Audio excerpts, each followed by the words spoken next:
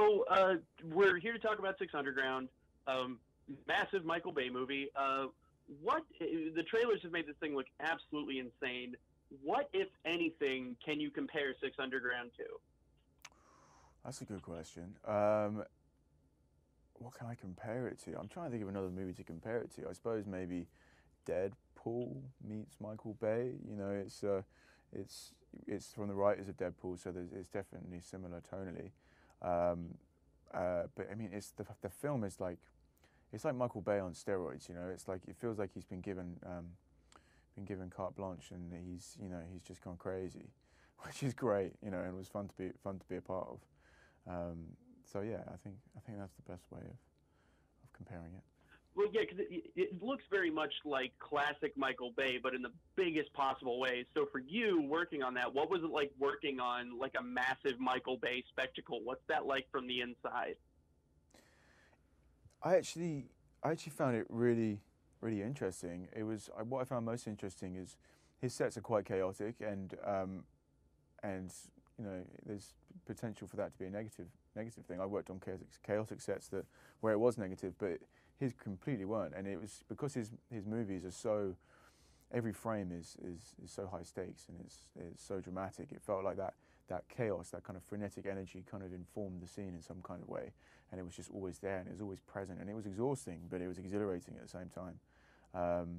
But yeah, he's great. He was great to work with. He's like a kid, really. He's just like a kid who's making action movies that he really wants to make, but he's doing it well. So he's been given some amazing equipment or bought some amazing equipment himself. You know.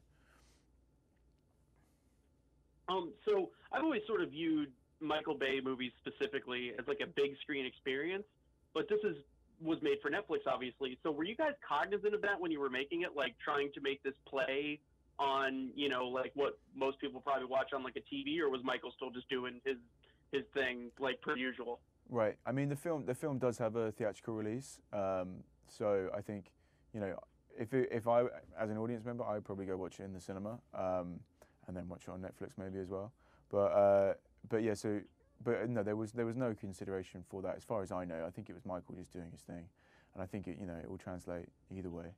But it is very cinematic. But yeah, it's definitely an epic movie. But I mean, people's TV screens seem to be 40 inches, most people's these days anyway. So, but yeah, I think it's definitely one for the big screen if you've got the time. Awesome. So these past few years for you specifically have been, kind of, maybe I'd use the word meteoric. Like you've had quite a nice run here. What's that been like for you as an actor, kind of going on this crazy ride with like these huge movies and this success? Yeah, it's been I've really just tried to appreciate it. Like to go to the Oscars, it's something I never really thought would have happened. And to get to celebrate the success of that film, Bohemian Rhapsody, I was thankful to be there. I suppose it's important to not always keep thinking about moving forward, but to be able just to be present in what you've already achieved and appreciate that. I am very, very thankful and very happy and proud of what I've been able to do the past few years. So yeah, I suppose just I've been trying to focus on taking stock of that and actually appreciating it rather than trying to think what's next, which is very easy for all of us to do, no matter what our job is. Totally. Well, but you did mention Bohemian Rhapsody, though, and I do have to ask, they haven't necessarily ruled out some sort of follow-up.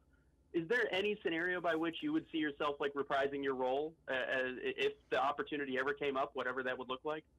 I mean, personally, I can't see it happening, but I love those guys. I love everyone involved with that film. Most of the people involved with that film, and so I would love to go back and explore that role again and be with those guys. But it's not been ruled out. But I would be surprised, as I'm sure other people would be as well. But never say never. Well, awesome. Ben, thank you so much. You've been very gracious today. It was a pleasure talking to you. Congratulations on everything, man. Thank you so much. Thanks, Ryan.